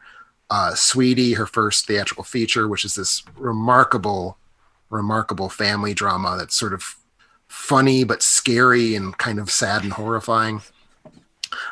She made that, I think, horribly overlooked 1995 adaptation of Portrait of a Lady, just Portrait of a Lady, who is not on fire or indeed any other adjective phrase. And that was its biggest problem. That's right.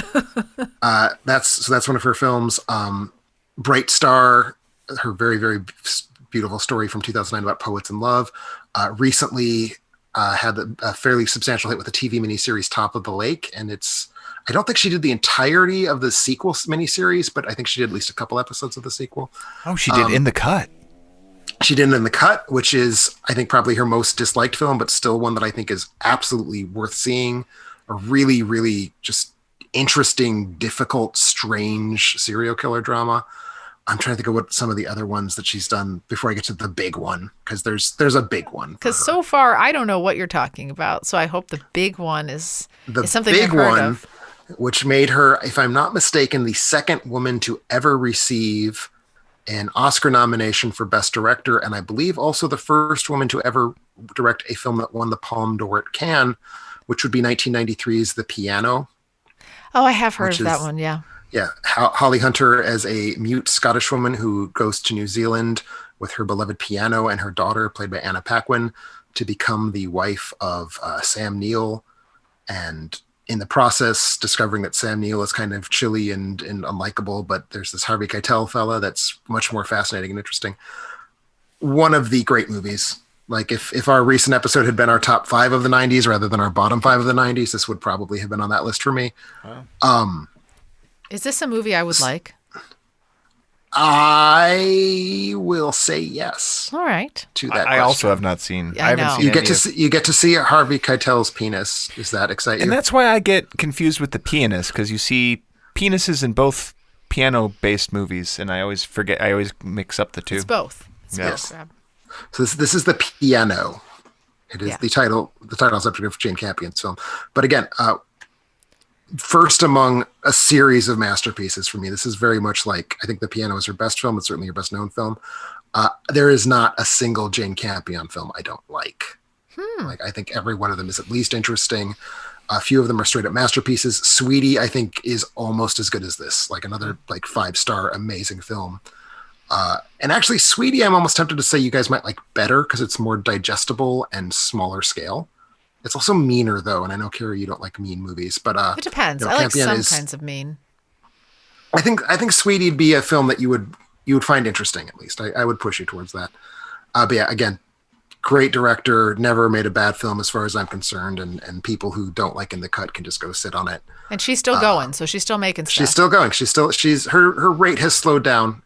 It took her several years to make something after In the Cut, or after In the Cut, and then again after Bright Star. But yeah, she's still with us, still making movies, and again, everything she makes is gold.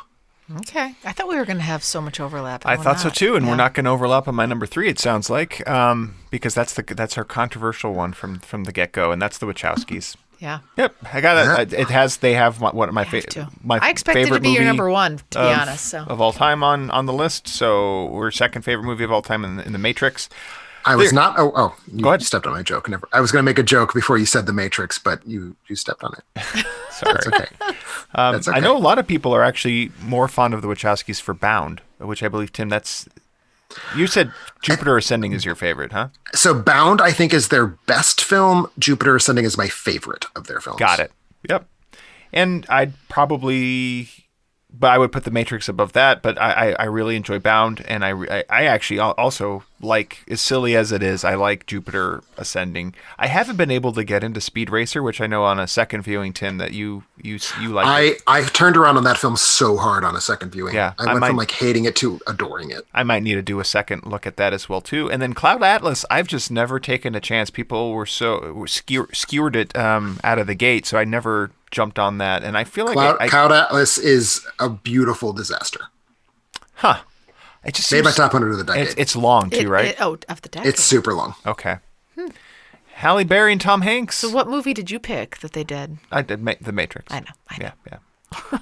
I know that's pre, I did But the timing too. I checked. Sorry, I mean, Care. it is my suspicion that they knew, though. I don't think that. No, that's not I don't what think I'm saying. that Lana woke up one morning in 2007 and was like, "Wow, I just realized something." I suspect that. I know. I even read getting about back. it. Bound, in retrospect, Bound certainly to me feels like a movie about gender in a way that you can read trans filmmaking back into Bound. So that means you have to read it into The Matrix because they made that after Bound. Mm-hmm.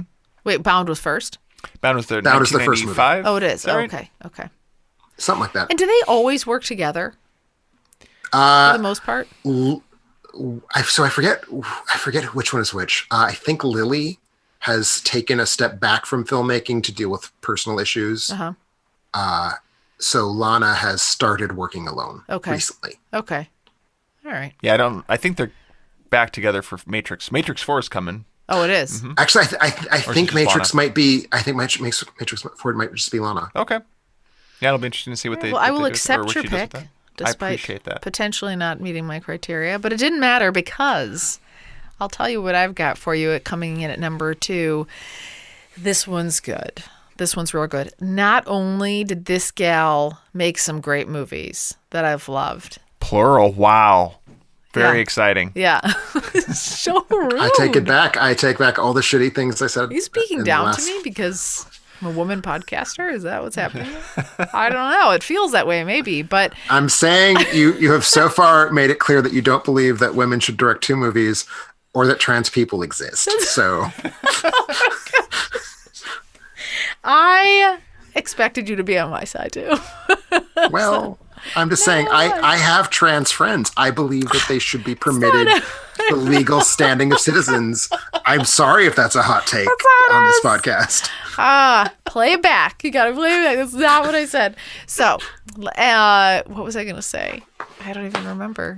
She's an accomplished filmmaker. She's accomplished. She does lots of things. Films here's the other thing. That you've seen. So not only has she done all these movies that are fabulous and wonderful and have won all these awards and accolades, she was probably doing all of her husband's work too, much like our relationship. You know, it's like that 40-60 thing I was talking about earlier, where it's clear that I'm 60 and you're 40.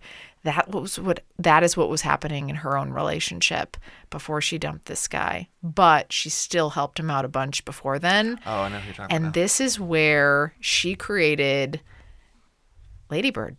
She created Lady Bird. Well, now I'm confused again. Wait. I was with you, then I wasn't, and then I was with you. Gerwig and Baumbach split up? Wait, who? Did Greta Gerwig and Noah Baumbach split up? No, I don't think so. So what are you saying? What were you talking about? I thought she was married to somebody before Noah Baumbach, who she was. No, she was like 22 when she hooked up with Noah Baumbach. No, she broke up.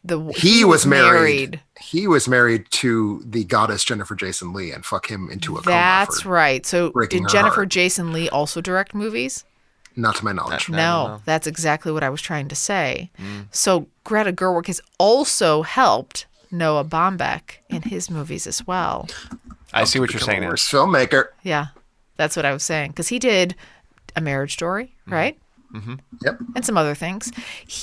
But on her own, then she did Lady Bird and she did Little Woman recently with all of those people, Florence Pugh, and, Yep. Rob. I'm with you. Yep, those people. Florence Pugh. And the gal from Twilight. Emma Watson. Emma Watson from Harry Potter. I was going to let you struggle there. You're the worst. Yeah. You're the worst. I can tell you're annoyed with me still from earlier because you're not helping me right now. You wanted me to come up with the fifth I was lead thinking of the main gal. The main one. Spontaneous. What's the main one? What do you mean? Who's the The main Saoirse main one? Ronan. gal from Little Women. Oh, Yes, thank Saoirse you, Ronan. Tim. Saoirse Ronan. Thank you. Who's also the You're a lead good in, human. Who's also So Lady yeah, Bird. this is Greta Gerwig, and I think she is something great. with Okay. Lady Bird. What do you mean? Okay. I've only seen 2 of her movies. Greta only made Gerwig, 2. Lady Bird, Little She's Women, only made 2. Scenes from Marriage. She also she is certainly an authorial voice for a couple of Noah Baumbach's films. And what other ones do you think that she's an authorial voice to? Very clearly Frances Ha and arguably Mistress America. I agree with that as well. And so that's why she's my number 2. I think she's doing the job for other people and herself, like you do. That's my number 2. I have sometimes thought and sometimes joked about thinking that Emma Thompson secretly directed all of Kenneth Branagh's early films. So now I'm wondering if I should have put her on the list as a sort of like, fuck you, Kenneth Branagh gesture. Yeah. I think you should have. I think swap her 'Cause, like, out for that number 1. His films we all don't get know so what that much is. worse after their divorce is the thing. Yeah. I completely agree. So I'd like that's not on your list. Greta Gerwig's not Just there. not enough body of work. Oh, jeez. Yeah, not enough body for work for Rob, and I just don't admire her films. Really? I find them not Really? great. Just the good ones. Okay. All right. Well, then we'll take it to your number 2, and I know what it's going to So be. my number 2. What Yeah. is my number 2 going to be? Does it rhyme with Maida? Maida? Maida? Maida? Maida? Yeah. Maida. I have Maida. no idea what you're talking about. No. Your rhyming is awful. I know what you're trying to say. Maida Pupino? It rhymes with penny, Does it rhyme with poopola? kind of. Oh, we have. Sorry. No. Sofia Coppola was someone I thought about very, very hard. And I think she's probably my number 6. It was more that I wanted to advocate for more people to see Larisa Shepitko than anything that I didn't put Coppola on. No, my number 2 is another French speaker. This one is actually from France. Well, she was born in Africa, and many of her best films are sort of about the psychological sort of Sorry. what's going on. Rob's What just is keep happening? laughing I think about you kept Poopola. her off the list because her name rhymed with poopola. But sorry, I'm being very childish now. My number 2 is Claire Denis, who's an extremely good French film director. Yes, Let's yes. just move on. Let's High talk Life. more about what she High does. Life. High Life. High Life. High Life is hers. Climbing movie. No. What? Robert Yes, Pattinson space exactly. movie. Climbing all the way into space. Yeah, exactly. High Life, White Material, which is about sort of an experience in colonial Africa, as is Chocolat, which is her first film. She's also very well known for The Intruder, for 35 Shots of Rum. Every film she's made is like one that has sort of at least a vociferous cult, even the ones that are maybe not so good. And she's made some that are frankly not so good. My favorite of her films, which was very recently, in fact, I believe this past week, was released on Blu-ray by the Criterion Collection, is 1999's Beau Travail, which has historically been very hard to see in a decent copy in English, or in an English-friendly version. So the fact that it now has a bright, spanking new HD version is, I think, great cause for celebration. Yeah, I love that she makes films that are sort of very, very hard. Like hard, not in the sense of like they're difficult, hard in that they are unforgiving to their characters. And she really interrogates what her characters are up to and what sort of people they are. And it makes these not very friendly films. I think this is, of all the people I have on my list, the one that I'm convinced neither one of you would like. And I thought I had seen one of her films because I thought Chocolat was Chocolat, the other different Chocolat. So I am back this to is, not her having seen Chocolat any is the one about colonial Africa, not the one about Juliette Binoche and a river gypsy. But close. Yeah, so I mean, from what how I've heard you describe like High Life and what's in there, it's just I think her subject matter might be a little bit rough for me. And she's a chilly filmmaker. Yeah, she's a very chilly, very intellectual filmmaker. And then on top of it, it's challenging. So yeah, it probably wouldn't pair well for Carrie or I. But if you had to pick a movie for us to be won over by. Oh, I mean, part of me wants to say Beau Travail just because everyone loves Beau Travail, but I would say probably Let the Sun Shine In would be the one that I think you might have the best chance of liking. I think the reason you should say that is just the title right now is something that I'm going to click on maybe a little bit more. Beau Travail, I'm never going to click on. So Let the Sun Shine In, I'm like, oh, maybe I'll click on it and then I'm going to be deceived. But still, I would click on it and start it. So I think that's a good perfect. pick. Sounds good. Yeah. Sounds all I wanted. So that's your number My number 2, Claire Denis. All right, Still Rob. with us, still making movies, still making masterpieces. That's awesome. See, this and my number 2 is who I thought you were going to say, Care, because you were talking about how she was the husband was benefited by her, and then when they broke up, she broke out on her own. Give me more clues. Give me more clues. I've seen 5 out of the 10 feature films that she's done, and I've really liked all of them. Okay. I don't think I've loved. No, I think I loved one of them. No, maybe 2. I love 2 of them. Okay. I'm talking about Kathryn Bigelow. Yeah. Wow. Oscar winning. Yeah. First only. Hurt Locker? Only female winning. I didn't really like that movie. That was kind of quiet. Not a lot of talking. It's like one of the first movies we saw together, and it was like, I really like that opening That's probably scene. why she probably has bad associations with PTSD. it. I'm only saying that because it's a movie about war. Of her work, I have seen Near Dark, which it's such a great movie. Near Dark is so great. It's a Western vampire movie, essentially. I felt like when I was looking at her body of work, I had only seen Hurt Locker, and I was like, she's probably Never seen Point Break? No. But the surf Point movie? Break is one of the greatest films ever made. Do you mean the prequel to John Wick? Is that what it is? No, not at all. Sure, we'll go with that. I've never seen it. Whatever makes it likely for you to see it. I need to it's been 20 years, 25 years since I've seen it. Is it really good, or I is need it? to see if I need to. Yeah, I need to. It is such a phenomenal action movie. Every time I see it, I love it more. Okay, well then I want to see it again because it's I've not got nostalgia. It's not nostalgia. You liked it and you've seen it recently. No, first time I saw it was deep into my 20s, maybe even into my 30s. Okay. Strange Days, which he directed, was fun for me because I'm still into virtual reality, but this is like pre-virtual reality actually being a real thing. Yep. I really enjoyed the performances by Ralph Fiennes and Angela. Is it Angela Bassett in there? It's Angela Lansbury. Bassett. Yeah, not Angela Lansbury. Very different. Be a very different movie. Also saw The Hurt Locker, Zero Dark 30. I've not seen Detroit, and I know that many people are not fans. Detroit's her worst film. Detroit's definitely her worst film. And who was her husband? Cameron? James Cameron. Yeah. James Cameron. Strange Days being their collaboration. In fact, he wrote the script, she directed it. Oh.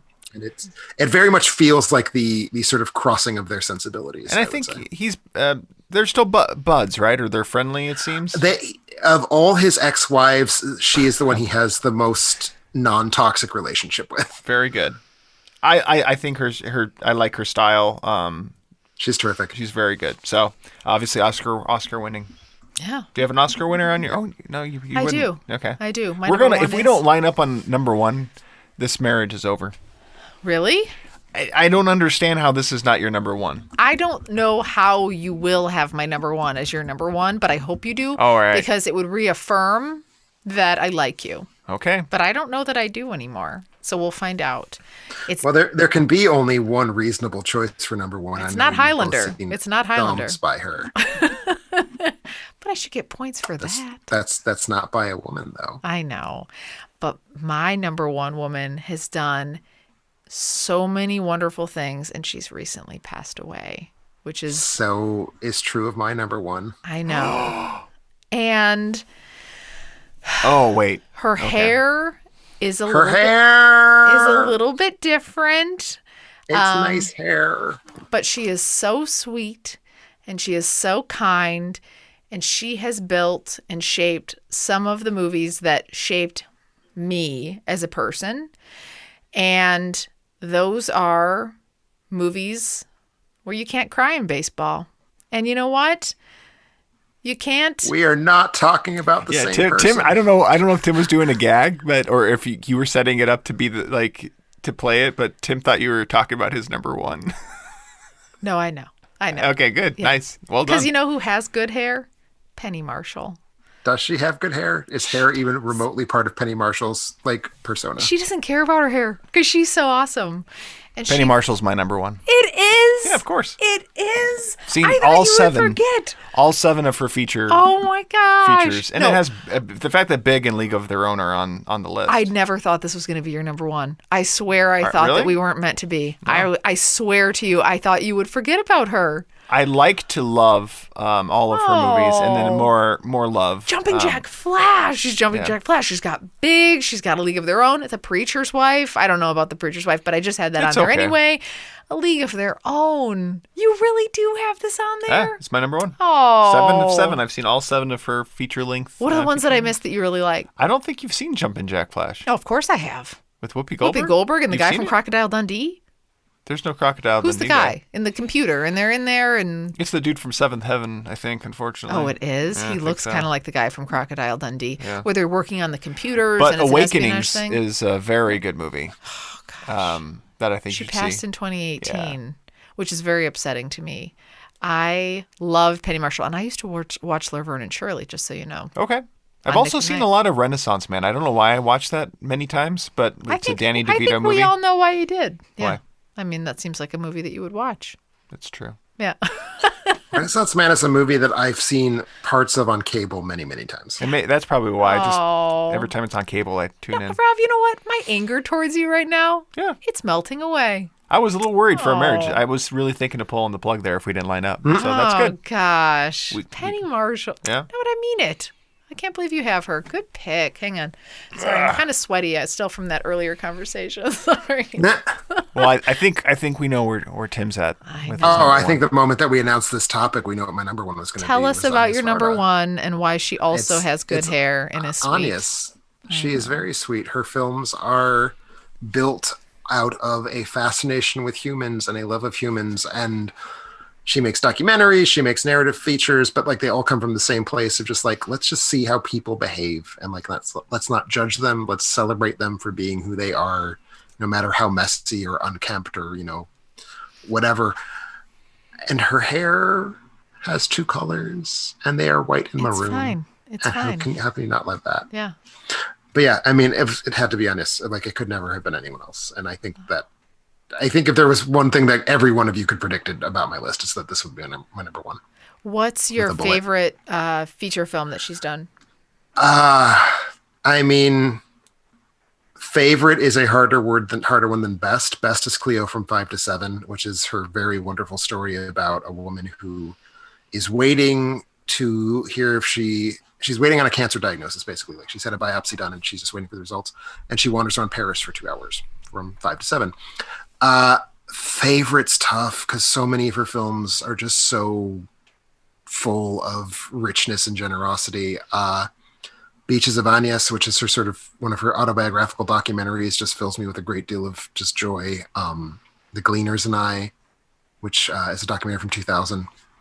A lot of great movies. She actually just last month, I think, was the beneficiary of a complete DVD box set from Criterion, which I have not picked up yet because it is crazy ass expensive, but I will be getting very soon. Well, I've only seen one of her films, so it couldn't make my list. Faces, Places. But I felt like when I watched her movie, I felt filled with a very grandma-like sense, like you wanted to just spend time with her. Yes. And I will say, I know one of the professors at Madison has spent time with her, like routinely, like went to France to just like work in her archives. And apparently she's just like that. Like she like sits in her living room and you chat with her for like 3 hours and you don't even realize that you've been doing it. Oh my gosh. For you to be able to have had that chance, that would, she did really seem like a really wonderful person. She seemed like a very lovely person and also passed away quite recently. I think only 2019. So. Yes. And so we are certainly all worse off for that, but great filmmaker, great human being. Good Can pick I and ask great you picks all around. one question? How does the diagnosis go in 5 to 7? Is she cancer free? The film ends before the diagnosis. Oh, that's of course. Carrie hates this. Carrie hates that idea. The plot is that she's not as worried about it. Like at the start of the film is not 2 hours long. The film actually ends considerably before. Basically, she has lightened her mood enough that she's no longer crushed by the thought of getting cancer. Oh, jeepers. Which is what the film is. Come on. All right. Well, I really do want to give that a try, though. If that's her best, I really want to give it a try. I think you'd respond to it. I think you would really respond. I prefer the sequel, CLÉO from 7 to 9. Oh, jeez. Where she thought she was cool with it, and then she realizes... You can't make any jokes. No? Okay. No, about her movies. A good pick, predictable, but also I'm glad you did. Better to be accurate than to be I agree. I agree. Well, every week we ask you to submit your picks for our top 5 episodes. Based on those submissions, here are your top 5. At number 5, we had Jennifer Kent with The Babadook. The Babadook. I like that Babadook. I'm surprised that wasn't on your list. I've only seen The Babadook. I've not quite yet caught up with her other film that was just she's last only year. made 2 films as far as I'm aware. Did you... What's that one in the forest? The Nightingale. The Nightingale. And what'd you think, Tim? It is the work of a great filmmaker, but I did not think it was a great film. Okay. If that makes sense. I still need to catch up with it. Tied at number 4, we had Ida Lupino and Sofia Coppola. Bringing back that joke. Bringing it back. I need to see more Lupino films. I've heard great things about so much other stuff, but I've only seen 2 of her movies. He's had plenty of Coppola. Mm-hmm. So. And well, you can see plenty more of Sofia with. I think it's at New York Film Festival. Rashida Davis, Bill Murray. It's got a Broken Flowers type of plot. My understanding is that Rashida thinks that her husband's cheating on her, brings in her estranged father to help spy on him in New York. Okay. So fun premise. That sounds like a fun idea. Tied at number 3, we have Marjane Satrapi.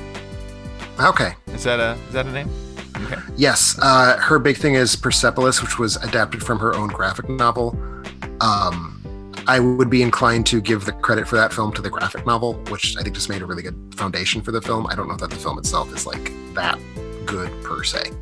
Okay. It's good. It's worth seeing. It's stuff, but I think the graphic novel is better. And also at number 3, my pick, Amy Heckerling.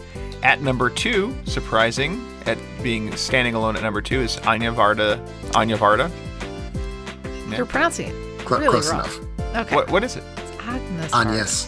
Agnès. I was trying. I knew that Tim wasn't saying the G, so I just really did not want to emphasize the G at all. I know. And then we had a 3-way tie for number 1. I feel like that's never happened. We had, I think a 3-way of women directors is very exciting. And they're mostly comprised of Tim's picks. We had Chantal Akerman. I am stunned that Akerman was higher than Varda. Yeah. Wow. Okay. Just by the thinnest of margins. And then with the Wachowskis and then Jane Campion.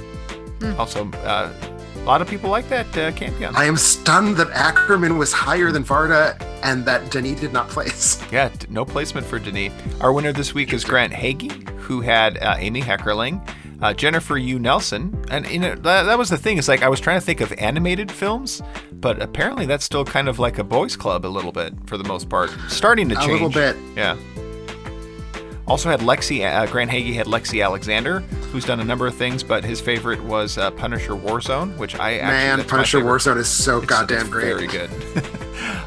Antonia Bird, who did Ravenous, which I've seen Ravenous. Right, I really like Ravenous, but not familiar with any other work that she's done. And then at number 1, Jennifer Kent. Grant, shoot us an email at contact@alternateending.com for details on how to claim your free Amazon movie rental. If you want to win a free Amazon movie rental like Grant, be on the lookout for our top 5 movie posts on Facebook and Twitter to share your favorite picks. In closing, I want to thank everybody for listening. Head out to our Facebook page and like at Twitter, where we're tweeting all the time, alternateending.com, and find all our movie reviews, podcasts, and more. And subscribe to our podcast on iTunes or Google. And don't forget about Patreon. We will catch you next time.